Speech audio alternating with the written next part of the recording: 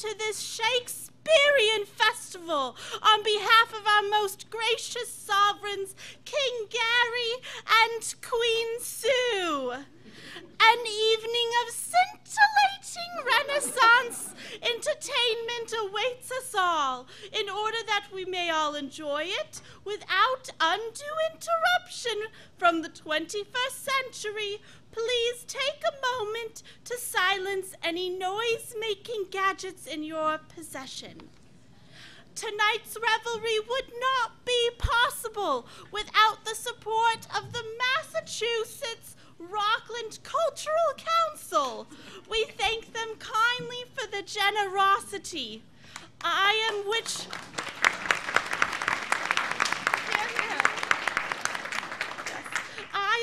White, and along with my sisters, we welcome you to this royal court. It is also my duty to introduce you to certain other elements of these festivities. First, at least alphabetically, is Finn, our court jester, and a loud fool. As an allowed fool, Finn is permitted to make light of the dignity of any person, yours truly not accepted, and pursuant to section 77E 2B of the not to be of the collective bargaining agreement between the Shakespearean Festival Royal Court and the Jesters Guild Local 572, we may not terminate his employment nor reduce his compensation for anything he may say or do here this evening. There is, however, no language in the agreement concerning beheading. I will be reminding King Gary of those provicios as necessary. Jester Finn, perhaps mindful of his own mortality, has brought with him this evening an apprentice jester, one Mark Shields. I urge you to use them both as their wit merits. Now, next, allow me to present my friends. By special dispensation from the laws of the natural universe, witches Fagin and Shaughnessy, and I am permitted to conjure for you scenes both comical and tragical from the canon of the bard. My gracious lieges, you may at any time invoke this power of the witches simply by calling for theater. Your refreshments, which I trust will please, will be seen to by Mistress Donovan, Mistress Leahy, Mistress Coulomb, and their minions. Please take advantage of their service and remain in your seats during the performances, as they will clear away your scraps and servingware. Finally, I must warn you, gentle audience, of the presence among us of two females of the fortune-telling persuasion, Mistresses Thompson and Medeiros. Look to your pockets and purses when these persons are nigh, as they are notoriously light-fingered. Enjoy the evening, my friends, and remember to laugh responsibly.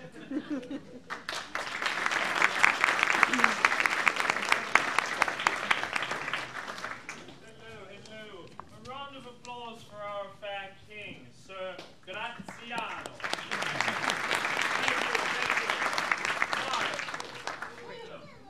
Big and strong at his age. I wonder how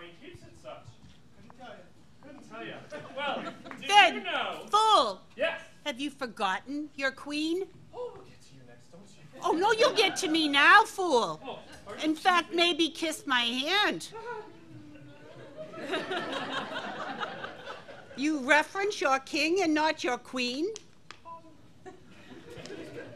Yes.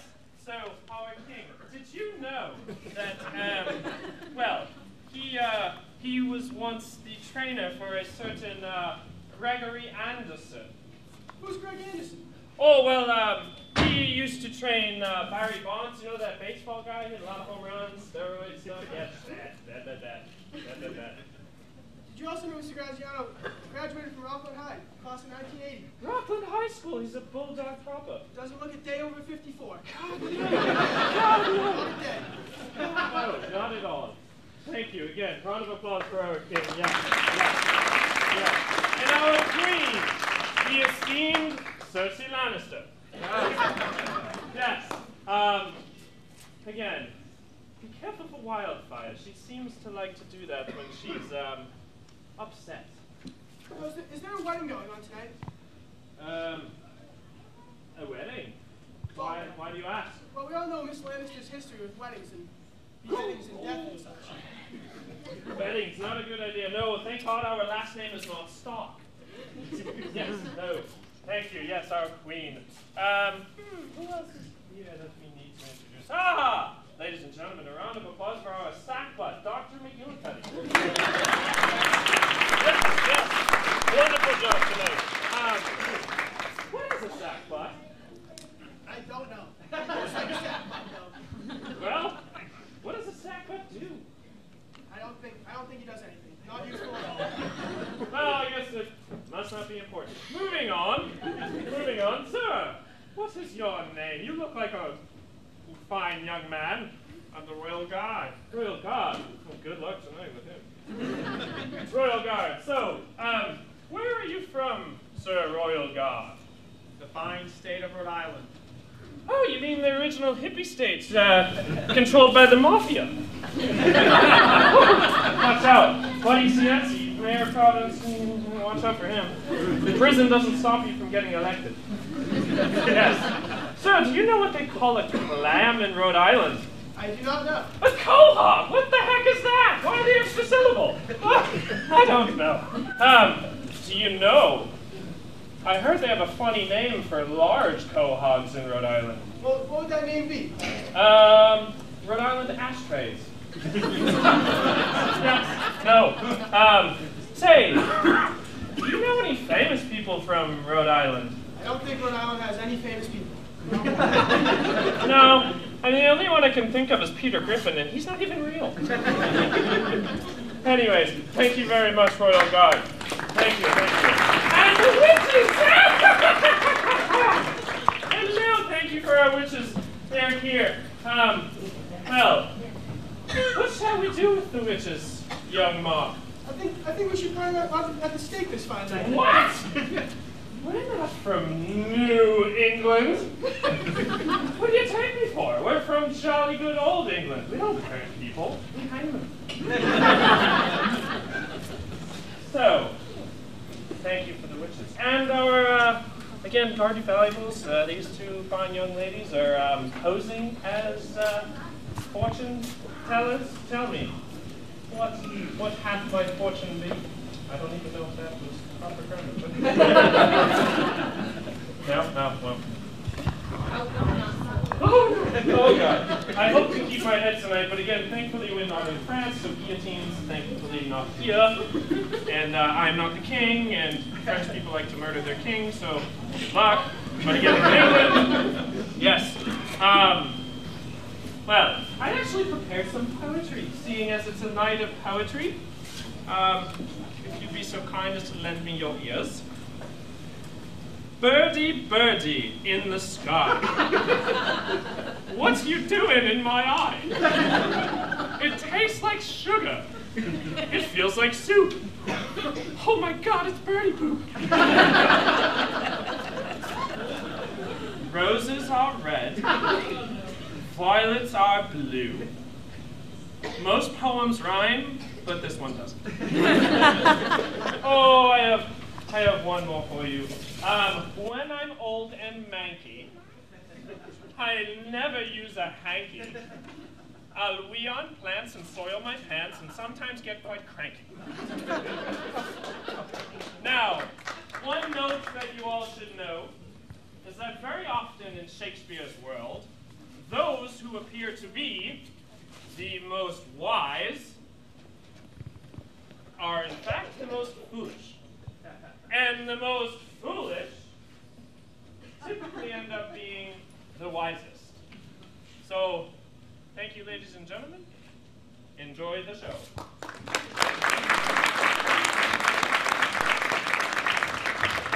Poetry. I long to hear some poetry.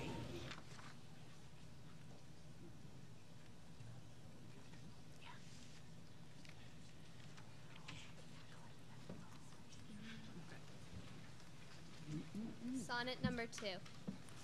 When 40 winters shall besiege thy brow, and dig deep trenches in thy beauty's field, thy youth's proud livery, so gazed on now, will be a tattered weed of small worth held.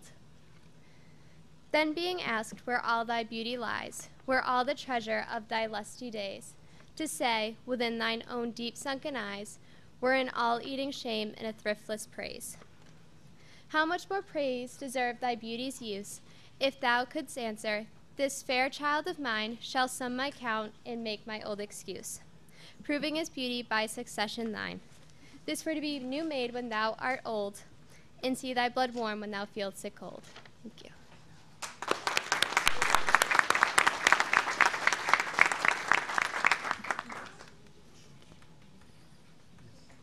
Theater, theater, witches conjure up a scene. You ugly hags. Oh. Double, double, toil and trouble, fire burn and cauldron bubble. Here we find 3 thugs hired by Macbeth to send Banquo and his son to their untimely death. The son gets away. Banquo loses his head. But wait, can our bard raise Banquo from the dead? Where are the lights? It's dark in here.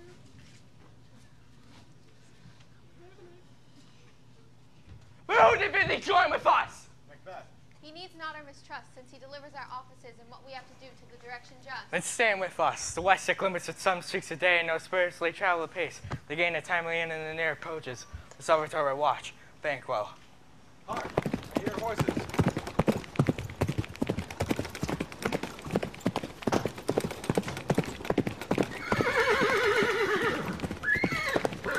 Give us a light there. Ho! Then 'tis he. The rest that are within the note of expectation already are in the court. His horses go about. Almost a mile, but all men do. From hence to the palace gate make it their walk. A light! A light! 'Tis he. Stand to it. It will be rain tonight. Let it come down!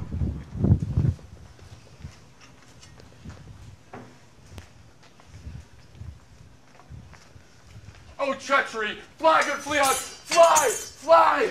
Thou mayst revenge, oh slave! The ghost of my father, noble Banquo, shall haunt you all. Who did strike out the light? Wasn't it not the way? There's but one down, the sun has fled. We have lost best half of our affair. Well, let us away and see how much is done.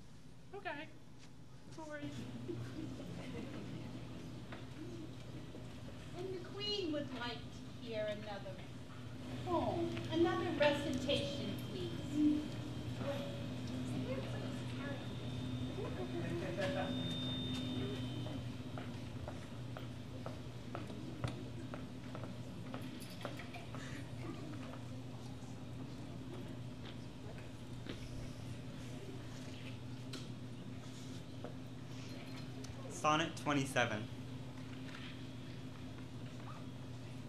Weary with toil, I haste me to my bed. The dear repose for limbs with travel tired. But then begins a journey in my head, to work my mind when body's work's expired. For then my thoughts, from far where I abide, intend a zealous pilgrimage to thee, and keep my drooping eyelids open wide, looking on darkness which the blind do see. Save that my soul's imaginary sight presents thy shadow to my sightless view, which, like a jewel hung in ghastly night, makes black night beauteous and her old face new. Lo, thus by day my limbs, by night my mind, for thee and for myself no quiet find.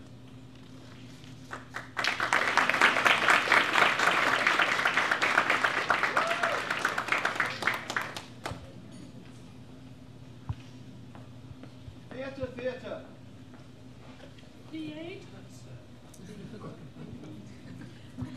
Double, double, toil and trouble, fire burn and cauldron bubble. Romeo wants to follow his dreams. He thinks they'll lead to glory. But his buddy thinks he's full of it, so he tells him a different story.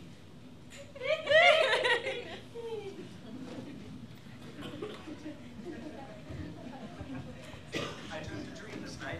And so did I. Well, what was yours? That dreamers often lie. In bed asleep while they do dream things true. Oh, then I see Queen Mab hath been with you. She is the fairy's midwife, and she comes in shape no bigger than an agate stone on the forefinger of an alderman, drawn with a team of little atomies over men's noses as they lie asleep, her wagon spokes made of long spinner's legs, the cover of the wings of grasshoppers, her traces of the smallest spider web, her collars of the moonshine's watery beams, her whip of cricket's bone, the lash of film, her wagoner, a small gray-coated gnat, not half so big as a round little worm, pricked from the lazy finger of a maid. Her chariot is an empty hazelnut, made by the Jorner squirrel or old grub, time out of mind the fairy's coachmakers. And in this state, she gallops, night by night, through lovers' brains, and then they dream of love, or courtiers' knees that dream on curtsies straight, or lawyers' fingers who straight dream on fees, or ladies' lips who straight on kisses dream, which oft the angry Mab blisters plagues because their breaths with sweet meats tainted off. Sometimes she gallops o'er a courtier's nose, and then dreams he of smelling out a suit. And sometimes comes she with a tied pig's tail, tickling a parson's nose as a lies asleep, then dreams he of another benefice. And sometimes she driveth o'er a soldier's neck, and then dreams he of cutting foreign throats, of breaches, ambuscados, Spanish blades of hell's 5 fathom deep, and then anon drums at his ear, at which he starts and wakes, and being thus frighted, swears a prayer or two, and sleeps again. This is that very Mab that plats the manes of horses in the night, and bakes the elf locks in foul, sluttish hairs, which once untangled, much misfortune bodes. This is the hag, when maids lie on their backs, that presses them, and learns them first to bear, making them women of good carriage. This is she! Peace! This is she! Peace, Mercutio, peace! Thou talks of nothing. True, I talk of dreams, which are the children of an idle brain, begot of nothing but vain fantasy, which is as thin of substance as the air, and even more inconstant than the wind, who woos even now the frozen bosom of the north, and being angered, puffs away from thence, turning his face to the dew-dropping south. This wind you talk of blows us from ourselves. Supper is done, and we've come too late.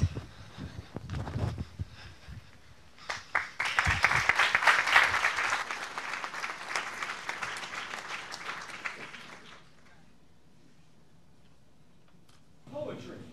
More poetry, please.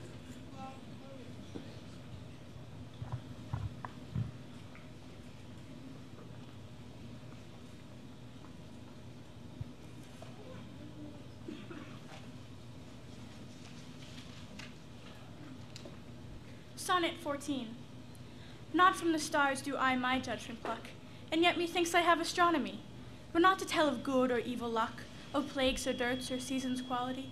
Nor can I fortune to brief minutes tell, pointing to each his thunder, rain, and wind, or say with princes if it shall go well, by oft predict that I in heaven find.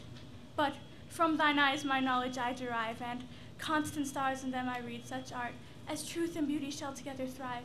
If from thyself to store thou wouldst convert, or else of thee this I prognosticate, thy end is truth and beauty's doom and date.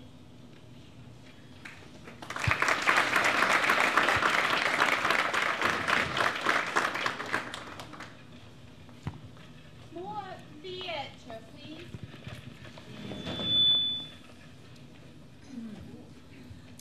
Double, double, toil and trouble, fire burn and cauldron bubble.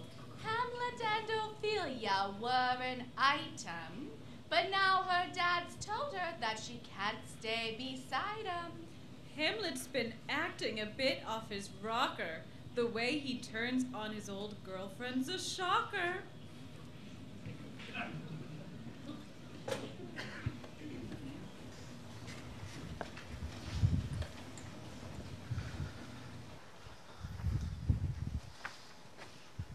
Sweet Gertrude, leave us true, for we have closely said for Hamlet hither, that he, twere by accident, may hear affront Ophelia. Her father and myself, also us feels, will still bestir ourselves that, seeing unseen, we may of their account frankly judge, and gather by him, as he is behaved, if it be the affliction of his love or no that thus he suffers for. I shall obey you. And for your part, Ophelia, I do wish that your good beauties be the happy cause of Hamlet's wildness. So shall I hope your virtues will bring him to his wonted way again, to both your honors. Madam, I wish it may. Ophelia, walk you here. Gracious so please you, we bestow ourselves. Read on this book that shows such an exercise may color your loneliness. We are oft to blame in this. 'Tis proved that through devotion's visage and pious action, we do sugar o'er the devil himself. Oh, 'tis true, true. How smart the lash that speech doth give my conscience. Child's cheek, beautied with plastered art, is not more ugly a thing that helps it. Then is my deed most painted word, O heavy burden. I hear him coming. Let's withdraw, my lord.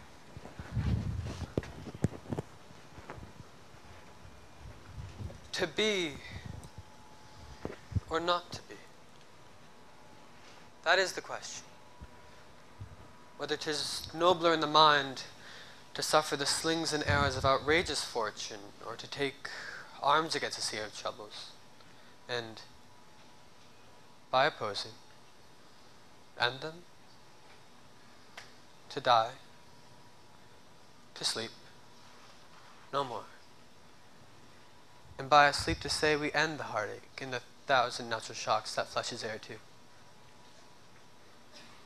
'Tis a consummation devoutly to be wished. To die, to sleep, perchance to dream. Aye, there's the rub.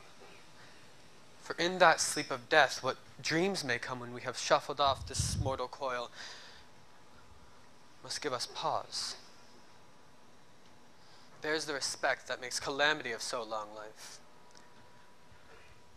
For who would bear the whips and scorns of time, the oppressor's wrong, the proud man's contumely, the pangs of despised love, the law's delay, the insolence of office, and the spurns that patient merit the unworthy takes, when he himself might his quietus make with a bare bodkin?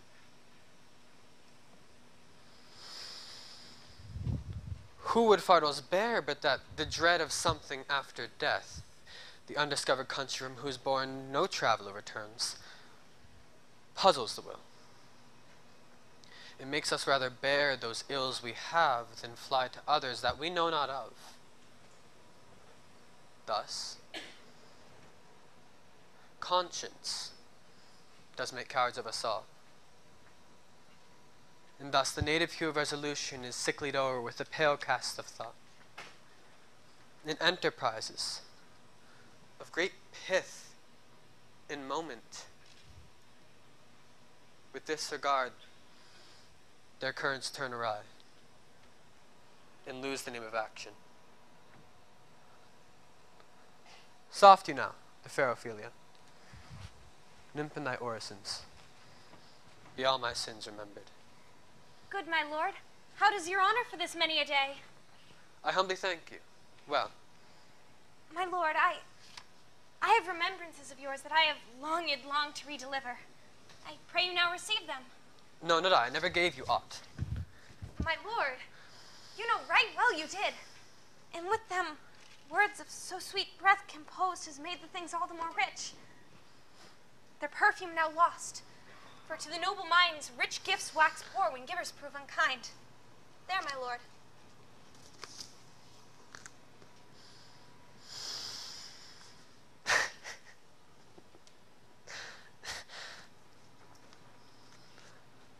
Are you honest? My lord? Are you fair? What means your lordship? That if you be honest and fair, then your honesty should admit no discourse to your beauty. Could beauty, my lord, have better commerce than with honesty? Aye, truly. For the power of beauty will sooner transform honesty from what it is to a bawd than the force of honesty can translate beauty into his likeness. This was sometime a paradox to me, but now the time gives it proof. I did love you once. Indeed, my lord, you made me believe so. You should not have believed me. For virtue cannot so inoculate our old stock, but we shall relish of it. I loved you not. I was the more deceived. Get thee to a nunnery. Why wouldst thou be a breeder of sinners? I am myself indifferent honest, but I could accuse me of such things, or I bear my mother had not borne me. I am very proud, revengeful, ambitious, with more offenses at my back than I have thoughts to put them in, imagination to give them shape, or time to act them in. What should such fellows as I do, crawling between the earth and heaven? We are errant knaves all, believe none of us. Get thee to a nunnery. Go. Where is thy father? At home, my lord. Let the doors be shut upon him, that he may pay the fool nowhere but in's own house. Oh, heavenly powers, restore him! If thou dost marry, I'll give thee this plague for thy dowry. Be thou as chaste as ice, as pure as snow. Thou shalt not escape calumny. Get thee to a nunnery. Go, farewell. Or, if thou wilt needs marry, marry a fool. For wise men know of what monsters you make of them. To a nunnery, go. Oh, sweet heavens, help him! I have heard of your paintings too well enough. God has given you one face, and you paint yourselves another. You jig, you amble, and you lisp, and nickname God's creatures, and make your wantonness your ignorance. Go to, I'll have no more on't. It hath made me mad, I say. We will have no more marriages. Those that are already married, all but one shall live. To a nunnery, go. Farewell. Oh, what a noble mind is here o'erthrown. Courtier, soldier, scholar, eye, tongue, sword, the expectancy and rose of the fair state, the mold of fashion, the glass of form, the observed of all observers quite down, and I, of ladies most deject and wretched, that once sucked the honey of his music vows, now see that most noble and sovereign reason, like sweet bells jangled, out of tune and harsh. The form and feature of blown youth and blasted ecstasy. Oh, woe is me, to have seen what I have seen, now see what I see.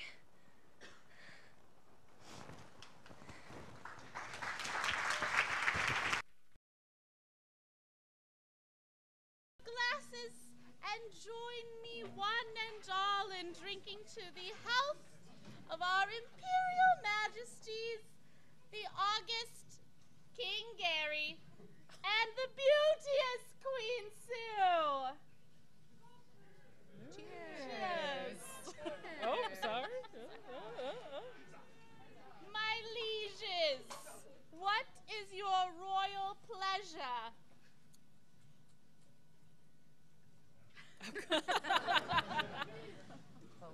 They are ugly, aren't they? They are. Poetry. Sir King, I seem to have found some technology that we do not have in these times.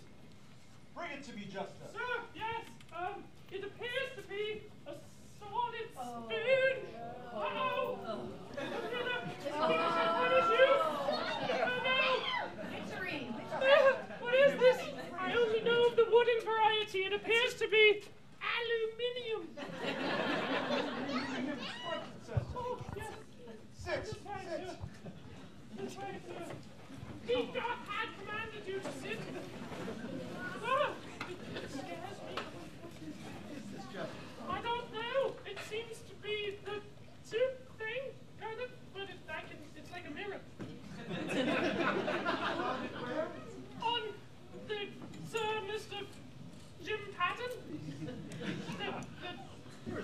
Englishman.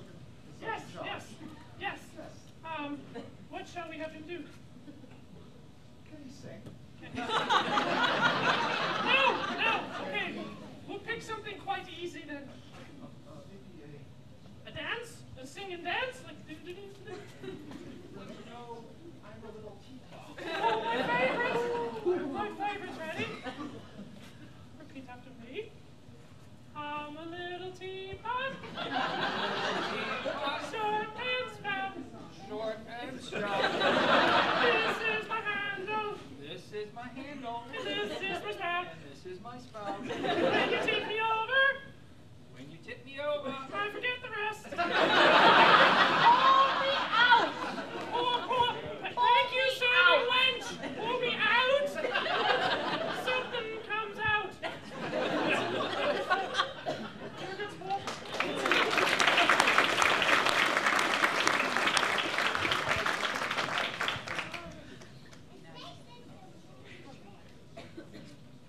Poetry.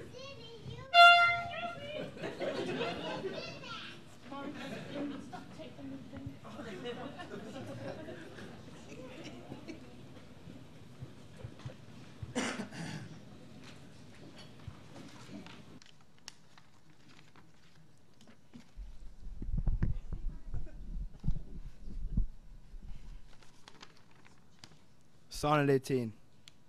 Shall I compare thee to a summer's day? Thou art more lovely and more temperate. Rough winds do shake the darling buds of May, and summer's lease hath all too short a date.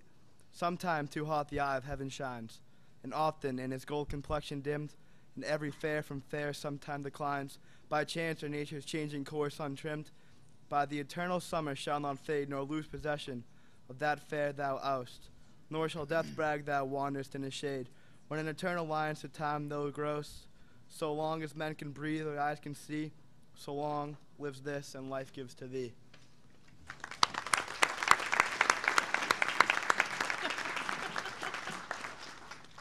How did you like that, King? Very well. I heard that you are a bit of a poet yourself, sir. Yes. Dost thou have anything prepared? Yes, Jester. Well, without further ado. But first, What is it? I am very, very troubled by something this yes. evening. Please.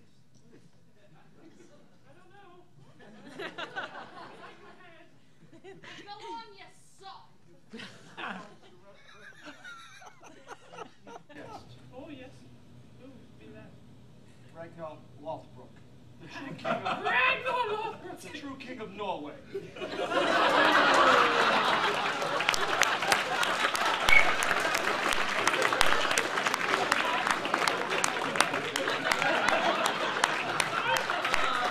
My apologies!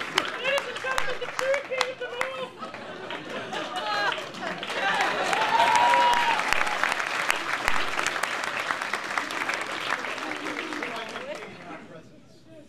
Very dangerous. My queen, it has been pointed out to me that at some point, Lord Harrison may have been describing some indiscretions that I may have had with Lady Cynthia. Lady Cynthia from the House Chamberlain. But my heart belongs to you. My heart is with you. Some nights I'm with her. You know what? Some nights I'm with him. Bless you, sir. To describe how I truly feel of you, I have written this sonnet. My mistress' eyes are nothing like the sun. Coral is far more red than her lips red. If snow be white, why then her breasts are done. If hairs be wire, black wires grow on her head. I have seen roses damasked, red and white, but no such roses see I in her cheeks. And in some perfumes is there more delight than in the breath that from from my mistress reeks. I love to hear her speak, yet well I know that music hath a far more pleasing sound. I grant I never saw a goddess go. My mistress, when she walks, treads on the ground. And yet, by heaven, I think my love as rare as any she belied with false compare. Oh, that's cute. My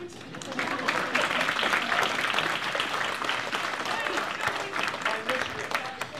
The king and his mistresses.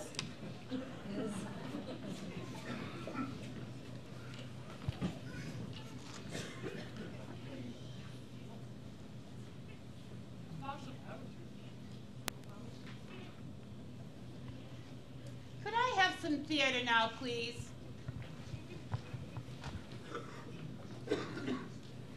Double, double, toil and trouble, fire, burn, and cauldron bubble.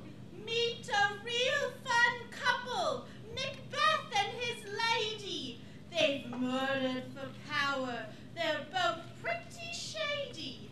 They've killed the king to steal his throne. Now they're throwing a party. But hold the phone. Macbeth's latest victim's on the list. He's dead, but still coming. He's just that pissed.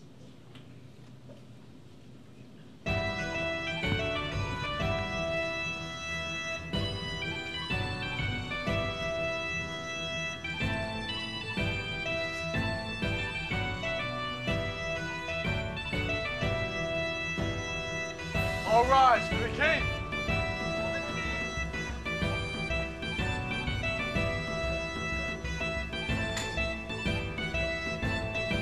You know your own degrees. Sit down. First and last, the hearty welcome. Thanks, Your Majesty. Ourselves shall mingle with society and play the humble host.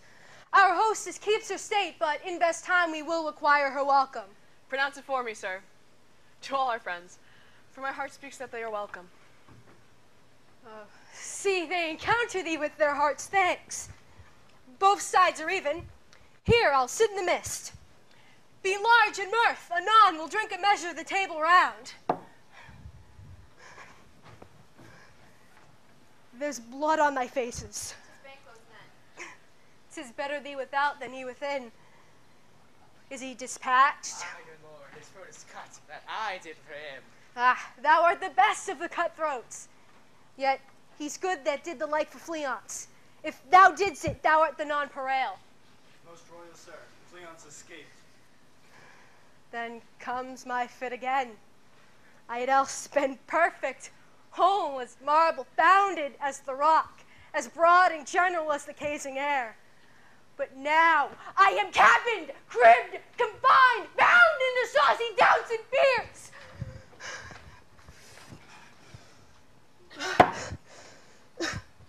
But Banquo's safe. Ah, my good lord, safe in a ditch he bides. 20 trench gashes on his head. The least of them. Thanks for that. There the grown serpent lies. The worm that's fled hath nature that in time will venom breed, no teeth for the present. Get thee gone, tomorrow we'll hear ourselves again. My royal lord, you do not give the cheer. The feast is sold that is not often vouched. Once is a making, is given with welcome. To feed we're best at home. From thence the sauce to meet a ceremony. Meaning we're bare without it. Sweet remembrance, sir. Now, good digestion wait on appetite and health on both. May it please your highness, sit. Here had we now our country's honor roofed, were the great person of our Banquo present, whom may I rather challenge for unkindness than pity for mischance. His absence, sir, lays blame upon his promise. Please, your highness, too gracious with your royal company. The table's full. Here's a place reserved, sir. Where? Here, my good lord. What is the news, your highness? Which of you have done this? What, my good lord? Which of you have done this? My lord. Thou canst not say I did it! Never shake thy gory locks at me! Gentlemen, rise. His highness is not well. Sit! Worthy friends, My lord is often thus, and hath been from his youth. Pray you, keep seat. The fit is momentary. Upon a thought he will give you well. If much you note him, you shall offend and extend his passion. Feed and regard him not. You man. Aye, and a bold one that dare look on that what might appall the devil! Proper stuff. This is the very painting of your fear. The air-drawn dagger which you said led you to Duncan. Oh, these flaws and starts. Impostures to true fear. Would well become a woman's story at a winter's fire, authorized by her grandam. Shame itself. Why do you make such faces? When all's done, you look but on a stool. Prithee, see here, look, behold, lo! How say you? Why, what care I, if thou canst not speak too? What? Quite unmanned and folly. If I stand here! I saw him. Fie. For shame. The times have been that when the brains were out, the man would die, and there an end. But now they rise again with 20 mortal murders on their crowns and push us from our stools. This is more strange than such a murder is. My royal lord, your noble friends do lack you. I do forget. Do not muse at me, my most worthy friends. I have a strange infirmity which is nothing to those that know me. Come, love and health to all, then I'll sit down. Give me some wine, fill full! I drink to the general joy of the whole table, and to our dear friend Banquo, whom we miss would he were here. To all in him we thirst, and all to all. Our duties in the pledge. Avaunt, and quit my sight! Let the earth hide thee! Thy bones are marrowless, thy blood is cold. Thou hast no speculation in those eyes which thou dost glare with!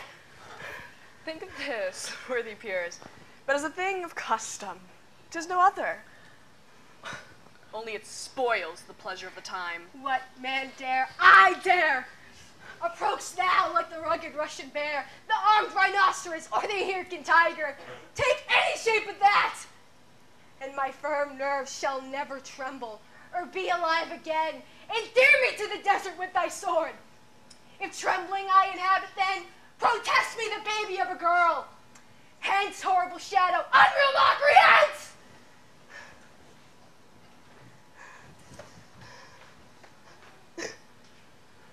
Why so, being gone, I am a man again. Pray you, sit still. You have displaced the mirth, broke the good meeting with most admired disorder. Can such things be, and overcome us like a summer's cloud without our special wonder? You make me strange even to the disposition that I owe. When now I think you can behold such sights and keep the natural ruby of your cheeks, when mine is blenched with fear. What sights, my lord? I pray you, speak not. He grows worse and worse. Question enrages him. At once, good night. Stand not upon the order of your going, but go at once. Good night, and better health attend his majesty. A kind good night to all.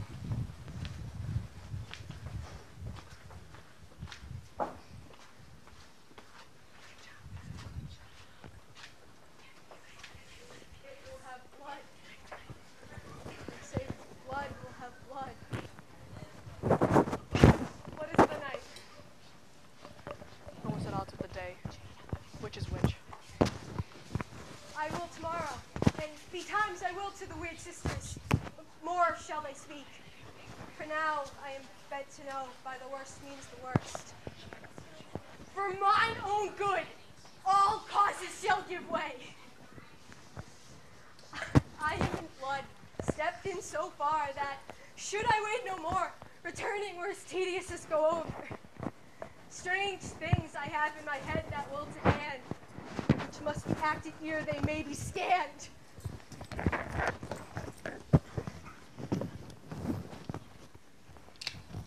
You lack the season of all ages. Sleep. Come, we'll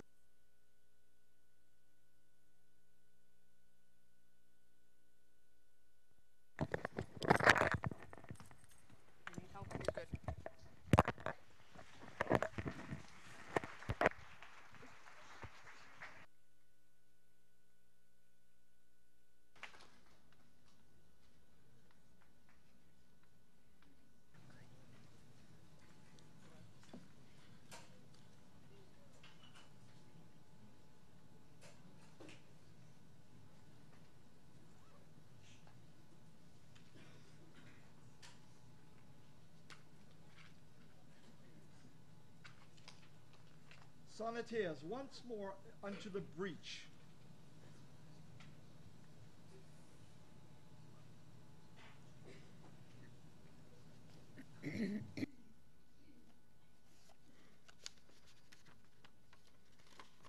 Sonnet 132.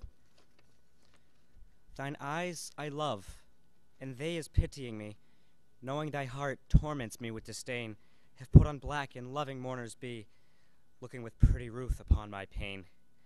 And truly not the morning sun of heaven better becomes the great cheeks of the east, nor that full star that ushers in the even doth half that glory to the sober west. As those two morning eyes become thy face, oh, let it then as well beseem thy heart to mourn for me, since morning doth thee grace, and suit thy pity, like in every part. Then will I swear beauty herself is black, and all they foul that thy complexion lack.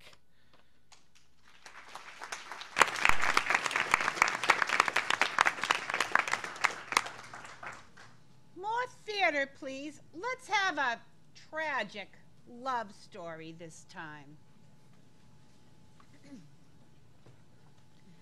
Double, double, toil and trouble, fire burn and cauldron bubble. Julie's parents tell her she's got to wed, but she doesn't want this Paris dude in her bed. On her wedding eve, she's full of emotion. She's desperate enough to down a black potion. Friar Lawrence told her it would make her look dead, but she's worried it just might kill her instead. Freddie Damon did that one time.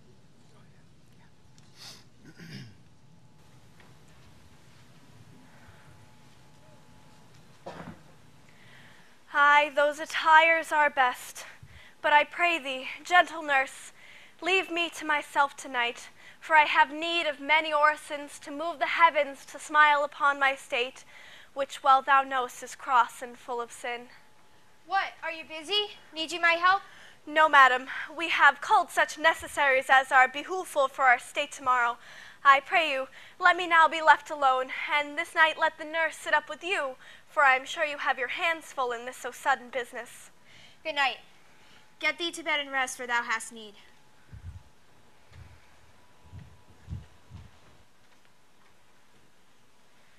Farewell. God knows when we shall meet again. I have a faint, cold fear thrills through my veins that almost freezes up the heat of life. I'll call them back again to comfort me, nurse! What should she do here? My dismal scene I needs must act alone.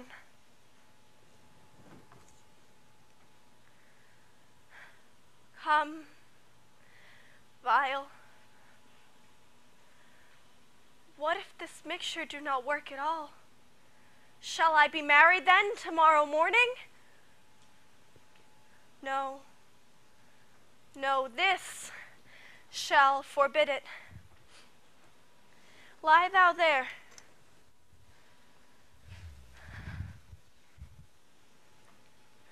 What if it be a poison that the friar subtly hath ministered to have me dead, lest in this marriage he should be dishonored because he married me before to Romeo? I fear that it is, and yet methinks it should not, for he hath still been tried a holy man.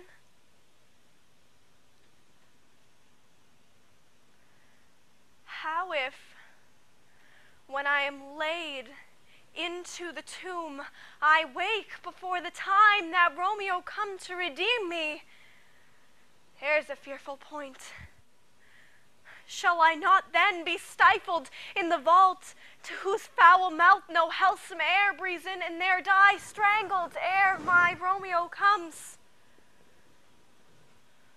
Or if I live, is it not very like the horrible conceit of death and night, together with the terror of the place, as in the vault, an ancient receptacle, wherefore these many 100 years the bones of all my buried ancestors are packed? Where bloody Tybalt, yet but green in earth, lies festering in his shroud, where, as they they say at some hours of the night spirits resort? Alack, alack, is it not that I, so early upon waking, what with loathsome smells and shrieks, like mandrakes torn out of the earth, that living mortals hearing them run mad? Oh, when I wake, shall I not be distraught, environed with all these hideous fears, and madly play with my forefathers' joints, and in this rage, with some great kinsman's bone, as with a club, dash out my desperate brains? Oh, look, methinks I see my cousin's ghost, seeking out Romeo that did spit his body upon a rapier's point. Stay, Tybalt, stay!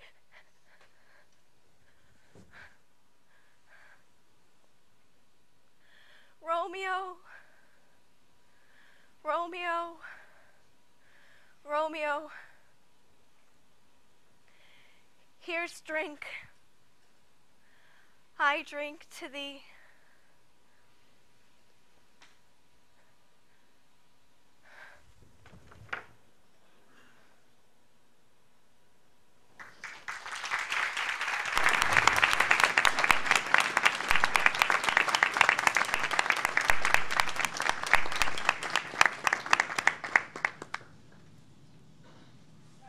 That was quite sad. Ouch. How do you feel about game shows? Have you ever seen The Bard or the Bulldog? No? Quite simple. Well, we're going to call upon some volunteers who will be told to come here. And it's quite simple, actually. Did the Bard, William Shakespeare, or was it one of our esteemed bulldogs here at Rockland High School who came up with the line? Do we have any people who are willing to be voluntold to come up here? Please, please, do not. Stay back. There's a lot of people that are going to be able to do this. No? Nobody? Jeffrey Donovan. Jeff Donovan! Yes. So, we're going to need a fine young lady to even out the hair here. Does anyone want to volunteer? No? Yes? No? I hear that there are, one of the class! Yes! Miss Clara Bennett! Yes, please! Round of applause, Clara!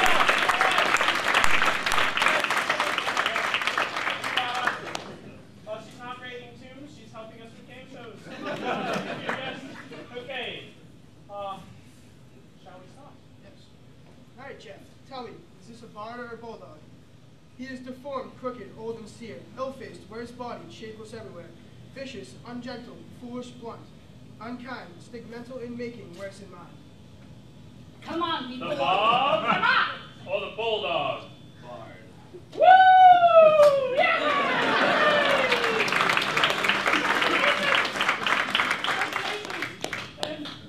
Your turn. 60% of the time it works every time. Or a bulldog. Pick a bulldog. Woo! You got lucky.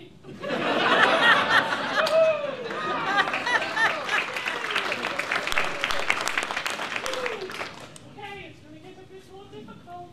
All right, Jeff, bard or bulldog? I'm bringing sexy back, yeah. Them other boys don't know how to act. Bard.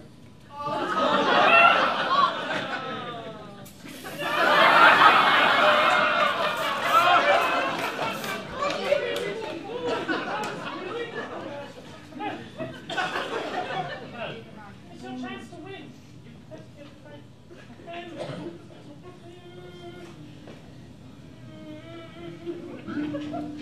Ooh. Okay. I swear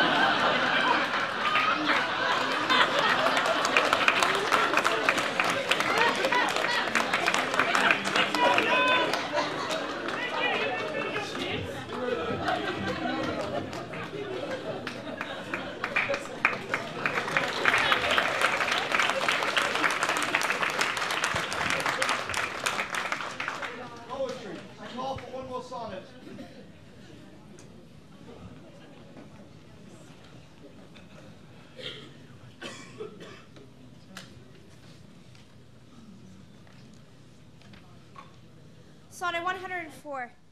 To me, fair friend, you never can be old, for as you were when first your eye I eyed, such seems your beauty still. 3 winters cold have from the forest shook 3 summers' pride. 3 beauteous springs to yellow autumn turn, in process of the seasons have I seen. 3 April perfumes and 3 hot Junes burnt, since first I saw you fresh, which yet are green. Yet doth beauty, like a dial hand, steal from his figure, and no pace perceived. So your sweet hue, which methinks still doth stand, hath motion, and mine eye may be deceived.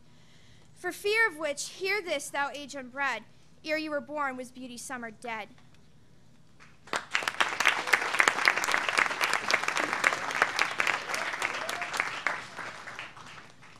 Let us have one more bit of theater before the night is over.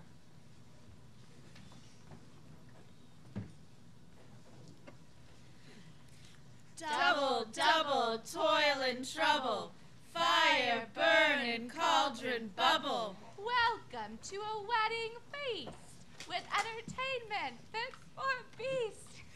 These local boys think their play's very sad, but the audience is laughing because they're acting so bad. Pyramus and Thisbe are classical lovers, and who'd have thought they're also twin brothers? She was caught. What? She was caught.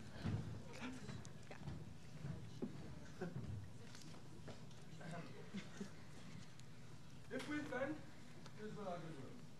That you should think we come not to offend, but with goodwill. To show our simple skill, that is the true beginning of our end. Consider that we come but in despite. We do not come as minded to contest you. Our true intent is all for your delight. We are not here that you should hear repent you. The act is our hand, and by the show, you shall know all that you are like to know. This fellow doth not stand upon points. Indeed, he has played a bit of solos for child and recorded, a sound. But not in government. His speech was like a tangled chain, nothing impaired, but all disordered. Who is next?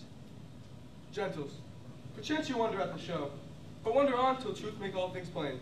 This man is Pyramus.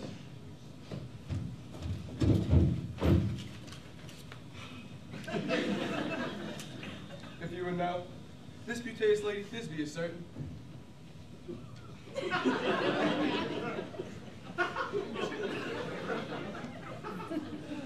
This man with lime and rough cast doth present Wall.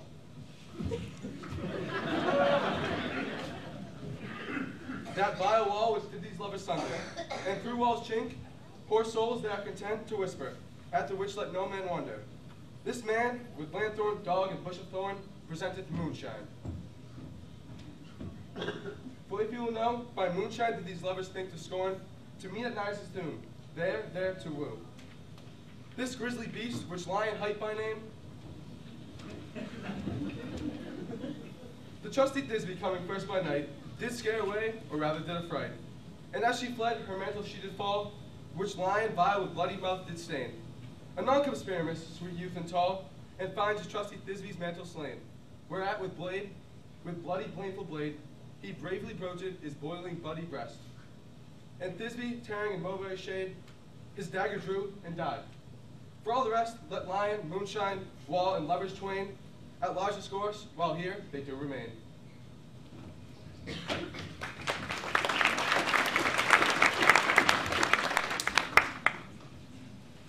In the same interlude, it doth befall that I, when stout by name, present a wall. In such a wall, I would have you think, that had in it a crannied hole, or chink, through which the lovers Pyramus and Thisbe did whisper, often very secretly, this loam, this rough cast, this stone, doth show that I am that same wall, the truth is so. And the cranny is right and sinister, through which the fearful lovers are to whisper. Would you desire Lyman Hair to speak better? It is the wittiest partition that ever I heard discourse, my lord. Pyramus draws near the wall. Silence. O grim to look night! O night with hues so black! O night which ever art when day is not! Alack, alack, alack! I fear my Thisbe's promises forgot. And now, O wall, Oh sweet, oh lovely wall, that stands between her father's ground and mine. Thou wall, oh sweet and lovely wall, show me thy chink to blink through with my eye. Thanks, courteous wall. Jove shield thee well for this. But what see I? No Thisbe do I see. O wicked wall, through whom I see no bliss, curse be thy stones for thus deceiving me. The wall, methinks, being sensible, should curse again. No, in truth, sir, he should not. Deceiving me is Thisbe's cue. She is to enter now, and I am to spy her through the wall. You shall see. It will fall pat, just as I told you. Yonder she comes.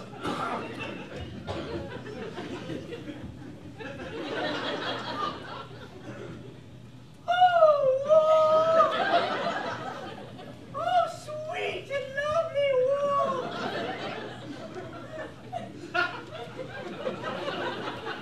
Pardon my fair pyramus indeed. My cherry lips have often kissed thy stones. Thy stones with lime and hair did up in thee. I see a voice. Now will I to the chink to spy, and I hear my Thisbe's face. Thisbe! I know thou art! I know thy friend! Think what thou wilt. I am thy lover's grace, and like Lymander, am I trusty still. And I go until the fates be killed! Oh, kiss me through the hole of this vile wall. I kiss the wall's hole and not your lips at all! Wilt thou at Ninny's tomb meet me straight away? Thy life, thy death, I come without delay!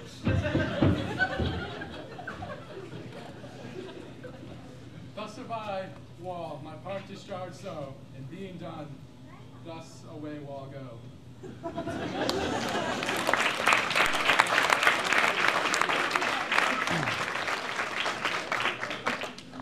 Now's the mural down between the two neighbors. This is the silliest stuff that ever I heard.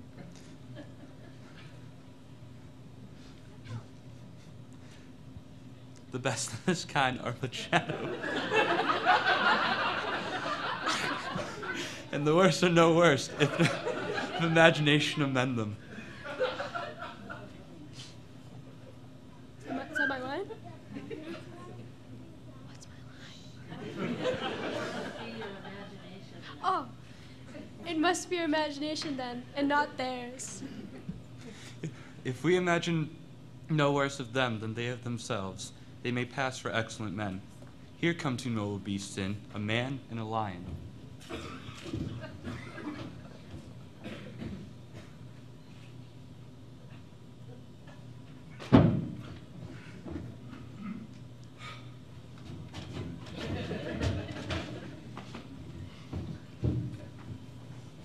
You, ladies, you, who gentle hearts do fear, the smallest monstrous mouse that creeps on floor, may now perchance both quake and tremble here.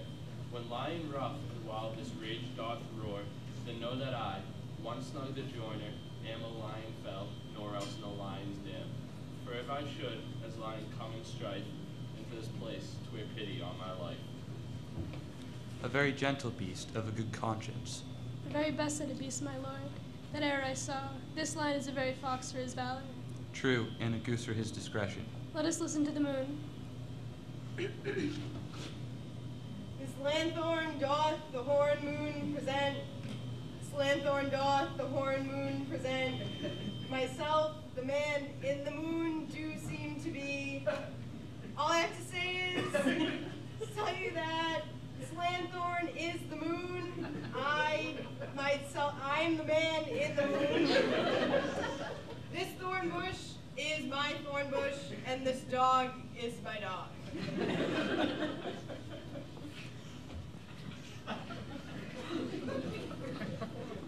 This is old Minnie's tomb! Ninus's tomb. Where is my love? Ah!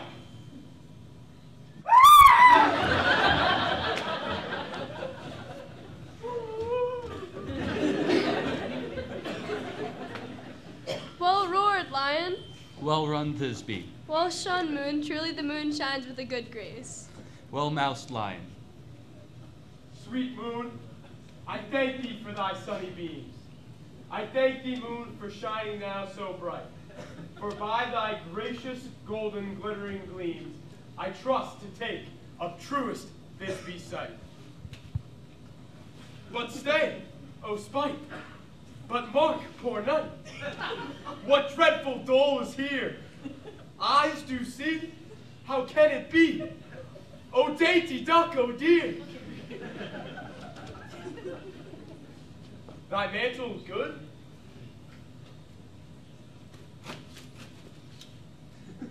What stained in blood? Approach, ye furies fell! O fates, come, come, cut thread and thrum, quail crush, conclude, and quell.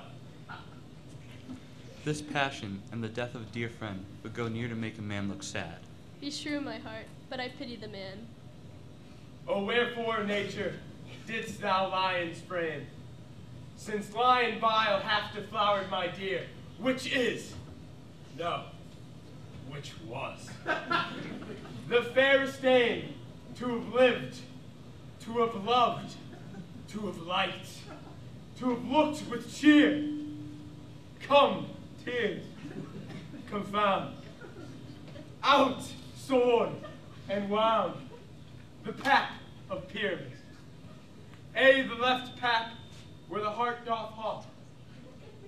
Thus die I, thus. Now am I dead. Now am I fled. My soul is in the sky. Tongue, lose thy light. Moon, take thy flight. Now, die. Die. Die.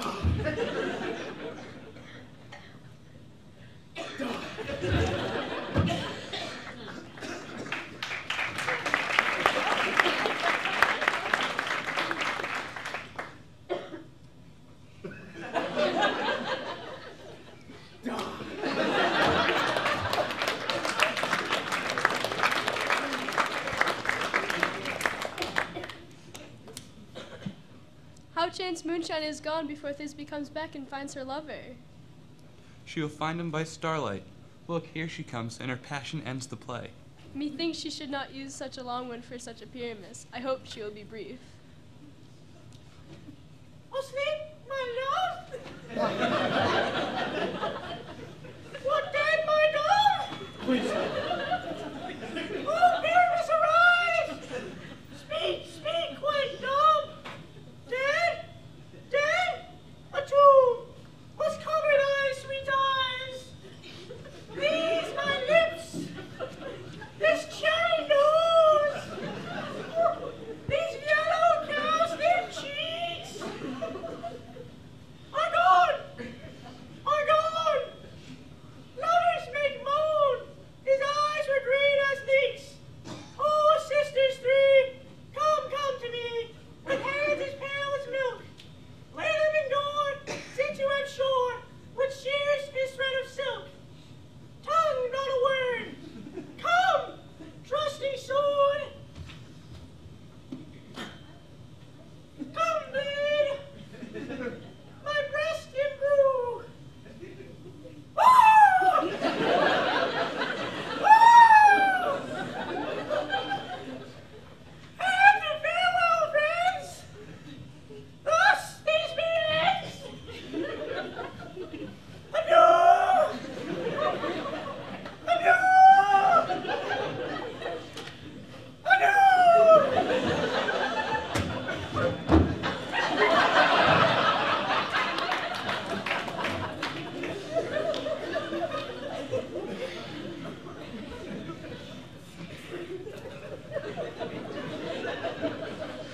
Moonshine and Lion are left to bury the dead.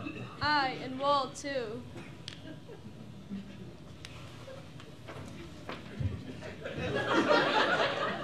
Will it please you to see an epilogue or hear a dance between two of our company? No. No epilogue, I pray you. For your play needs no excuse. Never excuse, for when the players are all dead, there needs none to be blamed. The iron tongue of midnight hath told 12. Lovers to bed, 'tis almost fairy time. I fear we shall outsleep the coming morn, for we this night have overwatched. This palpable gross play hath well beguiled the heavy gate of night. Sweet friends to bed, in nightly revels in new jollity.